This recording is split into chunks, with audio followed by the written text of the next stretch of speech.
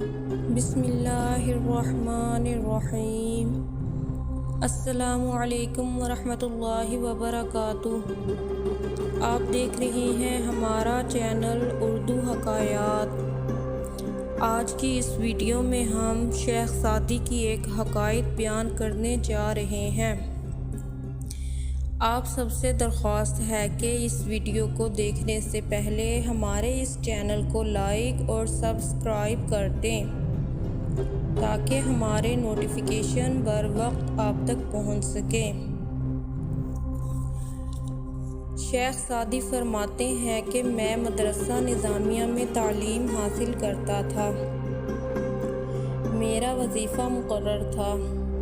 لکھنا پڑھنا ہی میرا اوڑھنا بچھونا تھا۔ میرا ایک ساتھی مجھ سے بہت جلتا تھا۔ ایک دفعہ میں نے اپنے استاد سے اس کی شکایت کی اور کہا کہ اے استاد محترم، جب میں کسی حدیث کی تشریح اور نکات و رموز بیان کرتا ہوں تو میرا یہ خبیث دوست حسد کے مارے انگاروں پر لوٹنے لگتا ہے۔ شیخ سعدی کے استاد نے غصے سے فرمایا، دوست کا حسد کرنا تو تجھے پسند نہ آیا۔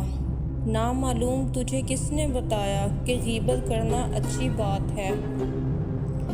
اگر اس نے کمینے پن کی وجہ سے دوزخ کا راستہ اختیار کیا ہے تو اسی قسم کے دوسرے راستے پر تو بھی دوزخ پہنچے گا۔